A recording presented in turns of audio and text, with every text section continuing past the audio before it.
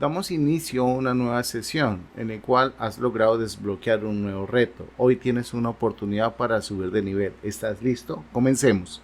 En esta sesión nos vamos a enfocar específicamente en cómo podemos ejecutar nuestros scripts, nuestros JavaScript desde el navegador. Y cómo podemos organizar cada uno de nuestros proyectos de tal forma que sea una estructura pues totalmente válida y digamos que respete un poco el estándar de la industria. Esta estructura no tiene nada que ver con metodologías especiales, sino que es una estructura que normalmente uno trabaja cuando comienza a desarrollar a nivel de web. Hoy en día tenemos otros componentes como Byte. Vamos a revisar si entramos poco a poco a trabajar con Byte y con Vanilla. Vanilla es lo que vamos a aprender nosotros, JavaScript puro. ¿Ok? Entonces, primero nos vamos a centrar en el concepto, luego en la práctica básica y luego vamos evolucionando poco a poco en la medida que nuestro conocimiento se va ampliando. Nosotros tenemos varias maneras de ejecutar script de JavaScript en nuestros sitios web, en nuestros documentos web.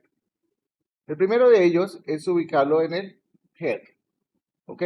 Básicamente, dentro de head, nosotros podemos colocar la etiqueta script. La etiqueta script me va a marcar el inicio de código scripting, en este caso JavaScript. Podemos utilizar otro lenguaje que utilice este tipo de etiquetas, si no me equivoco y estoy mal, sí. Podemos vincular otro tipo de lenguaje de tipo scripting. Tenemos a nivel de body. A nivel de body, normalmente la gente se acostumbra a colocar la importación de un archivo externo de JavaScript en el body al final. Pero colocar esto al final tiene una razón de ser. No es porque al principio incomode o en la mitad sea poco práctico. El objetivo de tener la etiqueta de script al final es porque nosotros necesitamos esperar que nuestro documento web se cargue en su totalidad. Recordemos que todo documento web tiene una estructura interna que es el DOM, que es el Document Object Model, que es el que contiene toda la configuración de etiquetas y elementos de mi página web. Y si yo necesito hacer desde JavaScript a ese DOM, pues tengo que esperar que se cargue. Entonces, como vemos aquí en esta pequeña imagen, vemos el head, el y desde body. Resulta que en la medida que el script va evolucionando, van saliendo nuevas implementaciones, nos dan la posibilidad de cambiar la forma de incorporar nuestros archivos externos. Al igual que en CSS, en JavaScript yo tengo la posibilidad de trabajar con scripts en línea y scripts o JavaScript externos. Cuando hablamos de en línea es porque yo los voy a colocar dentro de mi documento HTML. Externos porque se van a encontrar en un archivo JavaScript por fuera de mi documento web.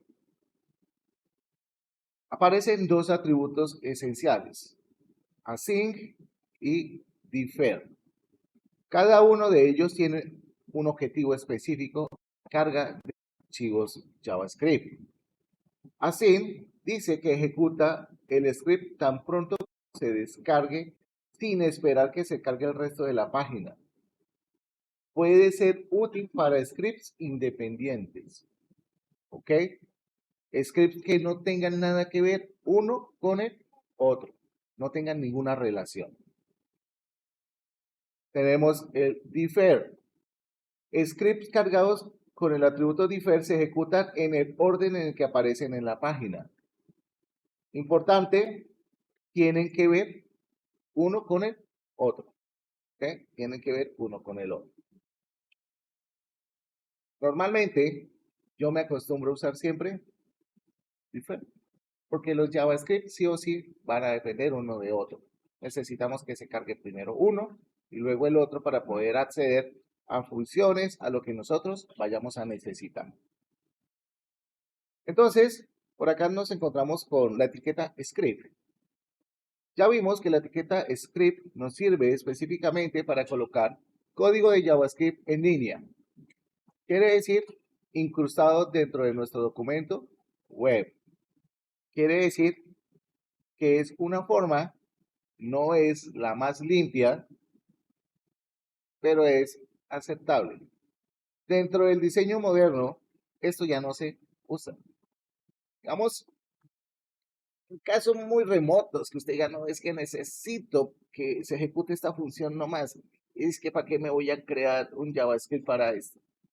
Bueno, ya es criterio del desarrollador. ¿Ok? Ya es criterio del desarrollador. Recordemos que debemos tener en mente siempre que debemos separar el diseño de la lógica. Es una premisa que ustedes deben tener.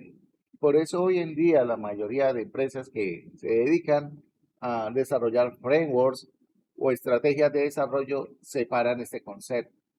Claro ejemplo, Microsoft con .NET. Anteriormente, cuando nosotros desarrollábamos en ASP.NET, Microsoft tenía un solo archivo donde combinaba diseño y lógica, donde colocábamos HTML, CSS y código C# o código Visual Basic, que en la época se trabajaba con Visual Basic. Y eso generaba pues, un código muy denso, difícil de entender. Y llegaron nuevas estrategias y ellos dijeron, no, nuestra lógica va a ser un archivo VB o un archivo CS para C# y su diseño va a ser de tipo ASP, por ejemplo, o ASPX para cuando estamos hablando de .NET. Entonces, sí o sí, uno debería acostumbrarse siempre a pensar de esa forma. Separemos la lógica. Entonces, si yo tengo una función especial, digo, venga, creemos entonces un JavaScript que se llame utilidades. Y en utilidades meto esas funciones específicas que van a servir para algo, donde yo puedo acceder de vez en cuando a ellas y usarlas. Son funciones esporádicas, pero que van a tener un impacto dentro de mi desarrollo. Aquí vemos que tenemos la etiqueta script, donde vemos que tenemos console.log. Recordemos que console.log básicamente se utiliza para poder mostrarle al usuario a nivel de consola un mensaje. Cuando hablamos a nivel de consola, estamos hablando en el inspector. Tenemos código externo. Código externo es cuando nosotros tenemos un JavaScript fuera de nuestro HTML y que tiene alguna funcionalidad. Para esto se utiliza script src para indicar el origen, el source, donde está ubicado ese archivo. Entonces, vamos a hacer una pequeña práctica en la cual vamos a mirar cómo involucramos estos dos elementos. Para esto, simplemente vamos a abrir por acá Visual Studio Code. Lo primero, no es una camisa de fuerza, no es una camisa de fuerza, es una recomendación de diseño y estructura. Y es cómo voy a organizar mis elementos. Hoy en día, por ejemplo, algunos frameworks utilizan una carpeta llamada assets. Dentro de estos assets vinculan CSS, vinculan JavaScript, vinculan las imágenes. ¿Sí? Algunos frameworks lo hacen. Otros organizan de una forma totalmente diferente. ¿Sí? Totalmente diferente. Externo a estos assets, que son recursos ajenos a mi página o a mi proyecto principal, pues voy a crear, como ustedes bien saben, nuestra página index.html, que va a ser nuestro documento principal. Acá, ya.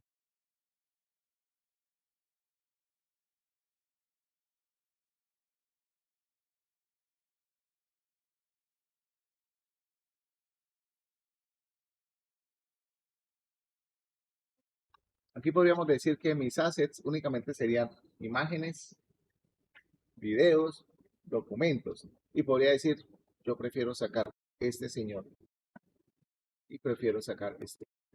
de acá. Para mí es más práctico hacerlo de esta forma. ¿Ok? ¿Qué pasa? ¿Qué pasa si nosotros no mantenemos un orden?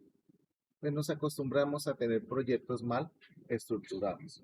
¿Ok? Y cuando lleguemos a usar un framework, nos va a doler la cabeza, porque el framework nos va a decir, venga amigo, acá en esta carpeta, lo ideal es que usted cree estos recursos. En esta carpeta, cree estos recursos. Y si ustedes se ponen de revoltosos y dicen, ah, no, lo voy a poner donde me dé la gana, aquí no lo quiero colocar, pues el framework en ocasiones tiene ya rutas específicas para redireccionar. Entonces, ahí es donde empezamos a tener esos dolores de cabeza. En mi caso, lo voy a dejar de esta forma. CSS y JavaScript por fuera de assets. En mis assets solamente voy a tener imágenes. Ahora bien, yo puedo tener acá entonces lo siguiente.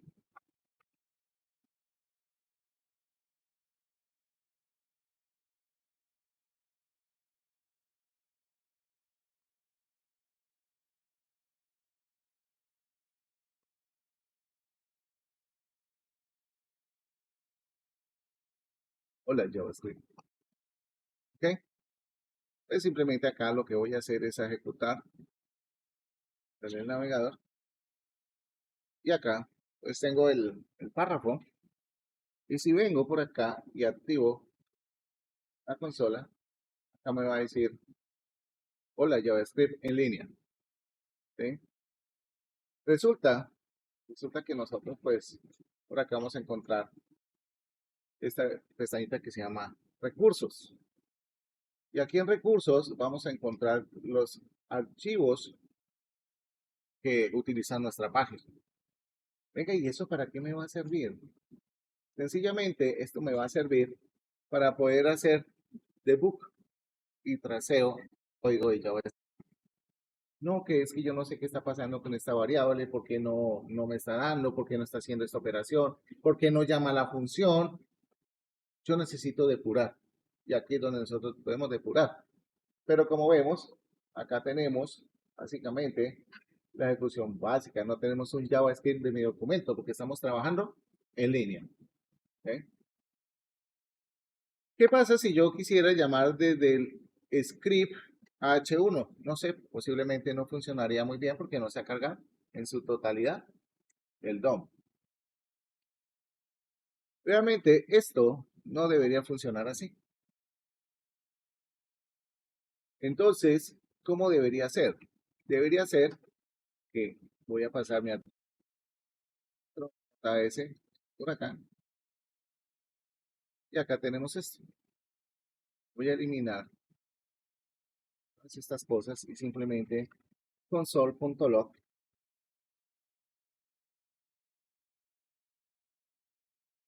No tenemos ninguna respuesta en consola. ¿Por qué? Porque no estamos llamando el archivo. Entonces, al igual que nosotros tenemos la posibilidad de llamar nuestros archivos CSS, también podemos llamar nuestros archivos de tipo JavaScript. Entonces, para eso vamos a utilizar la etiqueta script.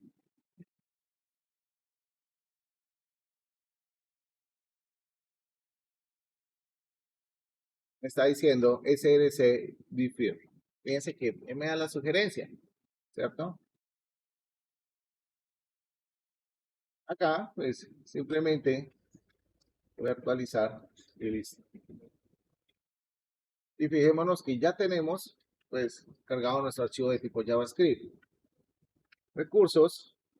Vamos a mirar si por acá, espera, ver, si me acuerdo dónde. Acá, sí, señor. Entonces, acá tengo mi archivo JavaScript. Yo puedo colocar acá un punto de ruptura. Este punto de ruptura o ese breakpoint es donde el código se va a detener. ¿En qué momento se detiene? Cuando yo actualice mi página. Fíjense que el navegador toma otro aspecto y me aparecen por acá las opciones de traceo, como si estuviéramos en Visual Studio Code. ¿Listo? Donde yo puedo decir, quiero continuar continuar, quiero continuar, sigue, hace todo el traseo, ¿sí?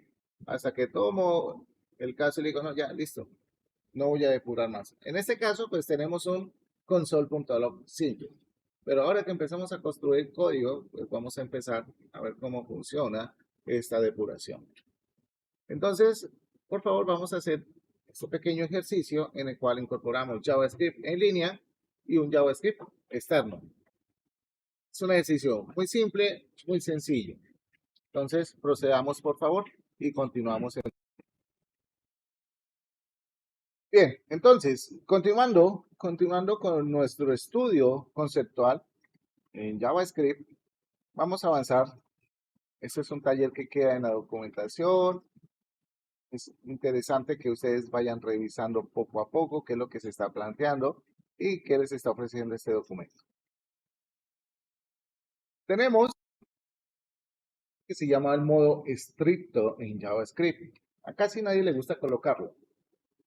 El modo estricto, básicamente, como dice el texto, es una directiva que me permite activar el modo estricto en un entorno de ejecución.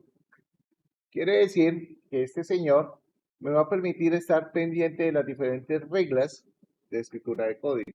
Si yo escribo el código mal, si de pronto no estoy definiendo una variable como es, si tengo una variable la estoy usando y no la he declarado previamente. Entonces, eso es el modo estricto. Beneficios: evita errores, restringe el uso de palabras reservadas. Utilizar el nombre de una palabra reservada como variable, recuerden que es un error fatal. Prohíbe la duplicidad en parámetros en funciones, más seguridad en el uso de this. This es una palabra reservada que se utiliza en la mayoría de lenguajes, se podría decir en el 100% de los lenguajes cuando está uno trabajando programación orientada a objetos, el cual el this me permite indicar o especificar que estoy haciendo referencia a la clase como tal. Prevención de la eliminación de propiedades no eliminadas. Eso es bastante interesante cuando estamos trabajando sobre todo con objetos literales. ¿Qué hay que hacer? Sencillo, en el script colocamos la frase o la expresión use strict y lo colocamos en comillas dobles. ¿Podemos colocarlo en comillas simples? Sí. Nosotros en JavaScript tenemos la consola. La consola es una herramienta fundamental para nosotros. La consola tiene diferentes formas de trabajar. Tenemos console.log, que básicamente es la que conocemos tradicionalmente en JavaScript. Y simplemente me va a mostrar en la consola, en el inspector, información, en texto. Tenemos console.error, que básicamente lo que me va a permitir es mostrar un mensaje, pero le va a dar una característica especial. El mensaje va a salir en formato de error. ¿Okay? Console.warning. Esto va a suceder, os va a emitir un mensaje con una característica específica de advertencia. Son mensajes nuestros, no son de JavaScript. Info muestra un mensaje en forma informativa, muy similar a console.log. ¿Listo? Console.table me va a permitir mostrar información en forma de tabla. Fijémonos en este ejemplo. Aquí tenemos una variable llamada datos. Esta variable es de tipo arreglo, donde el arreglo contiene dos objetos literales, donde esos objetos literales están compuestos por el nombre y la edad, cada uno de ellos. ¿Qué pasa si vengo y muestro esto de esta forma? Control C, por acá, voy a reemplazar esto.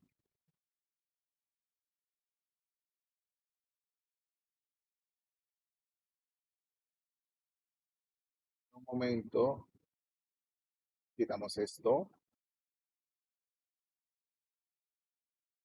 Y tenemos en nuestro inspector la impresión de los datos. La estamos teniendo en formato tabla. Es una manera totalmente diferente de mostrar información, sobre todo cuando estamos trabajando con arreglos. De la forma tradicional, de la forma tradicional,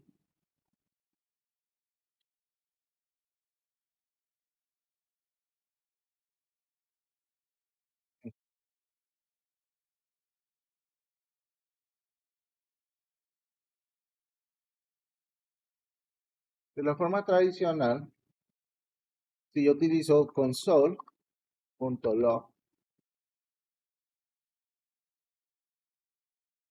vamos a obtener la impresión de la siguiente forma. Fijémonos acá que nos aparece que tenemos un arreglo de dos elementos, donde si yo despliego, me va a mostrar que en la posición 0 de mi arreglo voy a tener nombre y edad. Si yo despliego la posición 0, me va a mostrar la edad y el nombre. Entonces, de esa forma es que yo puedo visualizarlo a nivel de consola tradicional. Normalmente cuando uno está desarrollando y programando, no se preocupa por el table. Es indiferente, es indiferente.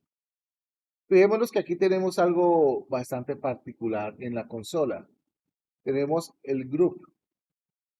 ¿Pero para qué se utiliza esto? Se utiliza para poder agrupar mensajes de consola, donde le estoy diciendo, créeme un grupo llamado grupo de mensajes y dentro de ese grupo va a incluir esto. Y fijémonos que acá podemos tener información. Si tenemos mucha información, la podemos organizar y podemos hacer que sea legible de una mejor forma en nuestro inspector. Entonces son elementos que son importantes a la hora de nosotros poder trabajar. Console.clear se utiliza para eliminar todo el contenido de la consola. Console.time y console.timeend se utiliza específicamente para poder determinar el tiempo de ejecución de una parte del código.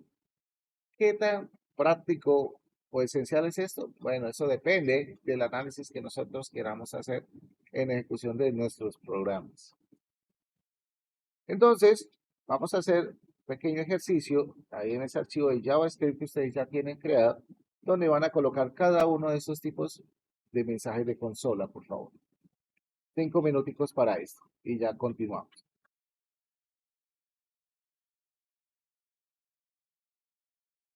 Tenemos por acá tenemos el tema de los grupos. De pronto, para los que me preguntaban, ¿cómo hacemos? Yo puedo iniciar un grupo, pero también debo finalizarlo. Eso es importante porque si no, él va a tomar todos los mensajes que yo escriba hacia abajo y los va a agrupar. ¿Ok?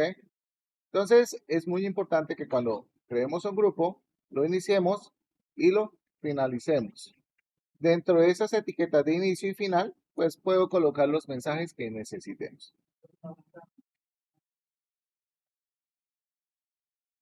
Tenemos la posibilidad de interactuar con nuestros programas, con nuestros scripts a través de ventanas, a través de mensajes. Tenemos el alert, el prompt y el confirm. Cada uno de ellos tiene una función específica dentro de mis scripts. Prompt. El prompt normalmente lo vamos a utilizar en JavaScript para poder introducir información. ¿Okay? Poder introducir información.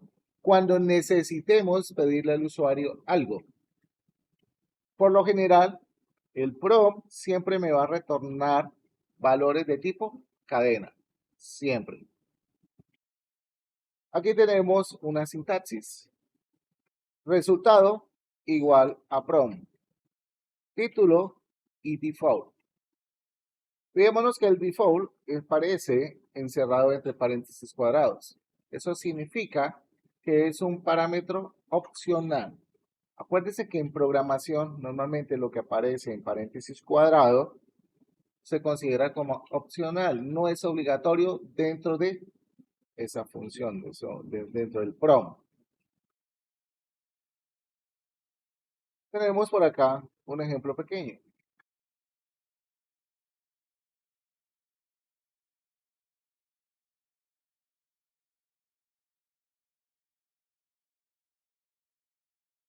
Vemos que automáticamente, como estamos trabajando con el Light Server, pues él refresca la página y me pide o me envía un mensaje solicitándome la información. ¿Cuántos años tienes?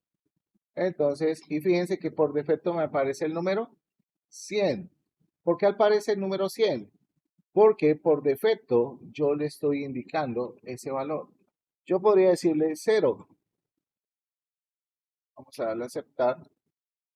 Y fíjense que me aparece el 0. Aparece inmediatamente después otro mensaje donde dice tienes 0 años. Entonces, para eso utilizamos el alert, donde nosotros vamos a obtener en una ventana emergente, una ventana de mensaje, lo que necesitemos mostrarle al usuario. Y fijémonos que acá hacemos la interpolación de variables. Recordemos que ayer estuvimos trabajando con el concepto de interpolación. Recordemos que utilizamos la extensión de backtick, ¿recuerda? Donde refresquemos un poco esta parte y que mencionamos que hay que colocar primero comillas simples, luego signo pesos y luego las llaves. Y él automáticamente cambia todo por backtick. Y eso lo hace la extensión. ¿Listo? Y ya no tenemos que preocuparnos por nuestro teclado, que si tenemos configurado esto bien o está mal, etcétera. Entonces, por favor, vamos a practicar estos pequeños elementos. Pero antes de mandarnos a codificar, vamos a ver el último de ellos y es el de confirmación. El de confirmación normalmente lo vamos a utilizar nosotros para poder confirmar con el usuario si la acción que quiere ejecutar está bien y quiere continuar con dicha ejecución. Entonces tenemos por acá una sintaxis.